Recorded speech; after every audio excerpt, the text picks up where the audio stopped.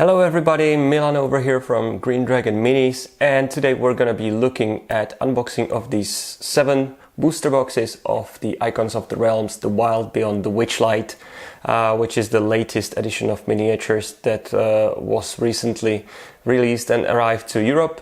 I have 5 more booster boxes back home in Czech Republic. This is what I managed to transport to Denmark, so let's see how lucky or unlucky I was. This set of miniature doesn't contain too many miniatures that would be universally usable, but there are some things that you can use in pretty much any adventure, like giant toads, trolls, blink dogs, but the rest is kinda Alice in Wonderland inspired adventure, at least that's as far as I understand it. And some of the miniatures just look cool, and my wife says, yeah, just go and get them, they look pretty, so I ordered a little bit more than I normally do. And yes, these are huge boosters. Some of them might contain huge miniatures, but as well, if you look at the overview of the miniatures that are contained in the whole set, there's not too many large or huge ones. And I've seen as well in other reviews and unboxing that sometimes you might even not have a large miniature in the box, and instead you just have 5 small or medium-sized ones. So without further ado, let's open the first box. I already pre-cut the seals, so yeah, there's the giant toad in this one. The first one is a common miniature. It's a small-sized red cap, 9 out of 50. Another small miniature in this box is Amidor, the uncommon small one, 27 out of 50. It's basically a living plant with some sort of a short sword or rapier.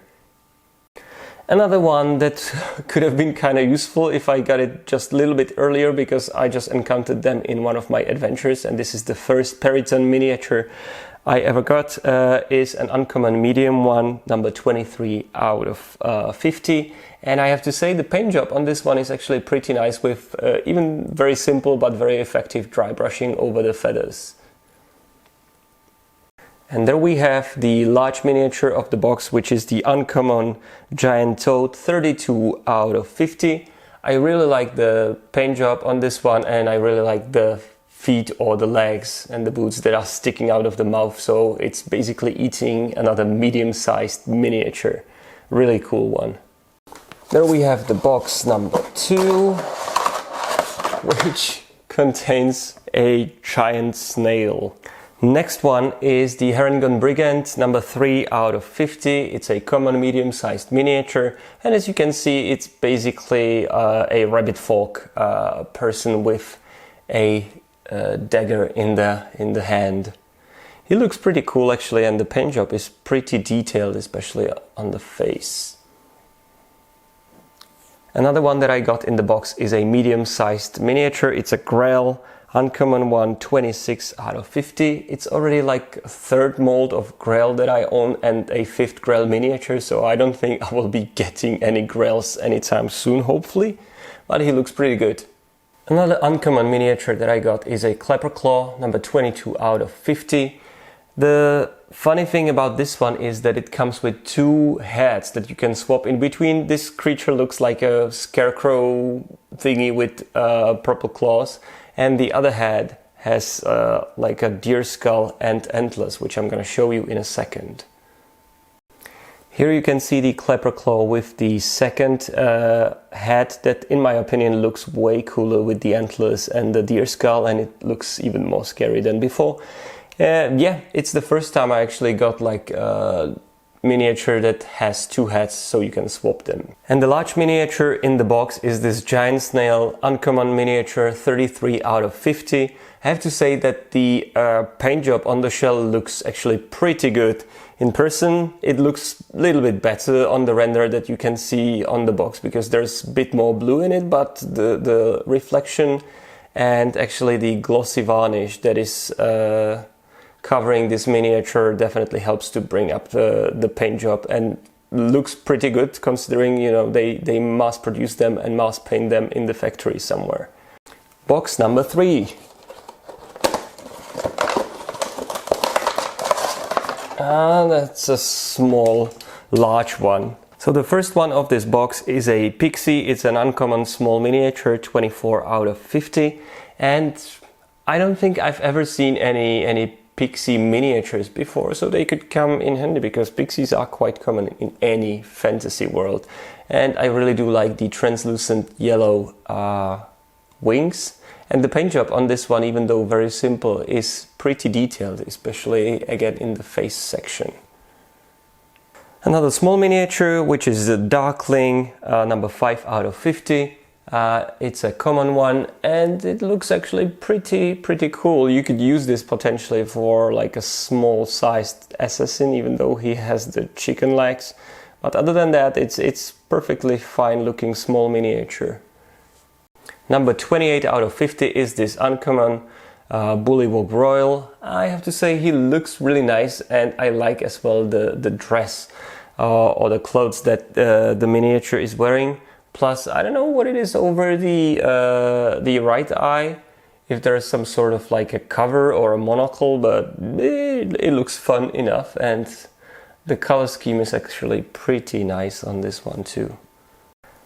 The first rare miniature is finally here. It's the Zybilna, 36 out of 50. I have to say that I really like the look of this one even before I purchased the set. She looks like she could be used for pretty much any kind of witch or a hag. And the paint job on this one is of course not as precise as the render shows on the box, but she's pretty nice. And I don't know if it's like a typo or mistake, but like somewhere she appears as Zybilna, but her stand and the packaging of the box says Zybilna, so I don't know which one is correct. And the large one is this giant dragonfly, number 31 out of 50. It's an uncommon miniature on a large stand. It's not very big, I have to say, but it looks pretty nice. I have no idea where I'm gonna use this one, but I really do like the paint job over the translucent wings, where you have the shades coming from like pink or purple, and in the reflections you see as well a lot of blue and dark blue. Overall, very good looking miniature. Box number 4, and this time it's another rare that doesn't want to get out of the box. The first miniature of this box is this uncommon small mini named Sir Talavar. It's pretty much a fairy dragon. The number is 17 out of 50, and this looks very nice actually. The mini has some equipment behind the belt, and it looks like a shrunken form of Otto, which was the large fairy dragon that came in the Dungeons of the Mad Mage edition of minis. Next one is this ballerina looking character called Glister. She's number 14 out of 50, uncommon miniature. And what I like about this mini is that she has a mask which kind of has shape of the sun. And there's another miniature that has a mask in the shape of the moon in this edition of minis. Here we have one of the villains of the story, at least that's what I guess from just looking at her. That's one of the hags, and her name is Endelyn Moongrave. She's number 43 out of 50. And she as well comes with a gigantic rare accessory, so you can take her off the stand and afterwards use these ports to attach her to the flying accessories she comes with. Overall, pretty scary looking creature with gigantic humpback. You as well can see that she has 6 arms, and there's a tiny figure standing just in between their hands. I don't know what the figure symbolizes, but it looks really cool and detailed. The first huge mini that I got is this Ornithopter, number 47 out of 50. And this miniature is an accessory, as I mentioned, to Endelyn Moongrave. So I'm just gonna put her on top of the saddle, and you can see how they combine together. And there you have them both connected together. So Endelyn is right now flying on the Ornithopter, and it looks pretty scary and pretty menacing, I have to say, and goofy as well at the same time, because yeah, a gigantic 6-armed hag with like spider claws or whatever is her skirt supposed to represent, sitting on a mechanical clockwork bird. Looks really fun. And here we go, box number 5 out of 7. And there we have something that I have as well, looking very similarly to this one. First miniature coming from the 5th box that I just opened is the Darkling Elder Uncommon medium-sized mini. That again you can easily use as any kind of assassin if you really want to. The paint job and the details, especially on the cloak, are pretty nice, and it looks very cool. Next one is this Bullywug Guard, which is a common miniature, number 4 out of 50. I have to say I really do like the paint scheme and the paint job on this one. It looks basically like a royal guard of a frog type, which is what it's supposed to represent, and it looks very cute. Another miniature from this box that looks really good is this small green dragon, which is named Cradlefall. You could potentially use it as a generic green dragon wormling. The number is 30 out of 50, and it looks pretty good. The large miniature in this box is this generic looking unicorn. Its name is Lamorna. It's number 29 out of 50, and it's an uncommon miniature. The details are very basic, pretty much uses just yellow for the tail and for the mane and for the horn, and the rest is white with just a little bit of black for the hooves and the eyes. And with the box number 6, we're almost at the end of the unboxing video, and this time it's something that is pretty large. The first one of this box is the Sprite, which is just a male counterpart of the Pixie that you have seen as the uncommon version. It's number 7 out of 50. Looks pretty good, again nice translucent wings, but it's a very small miniature. But again, it's probably the first time we see sprites and pixies represented in miniature format as official releases.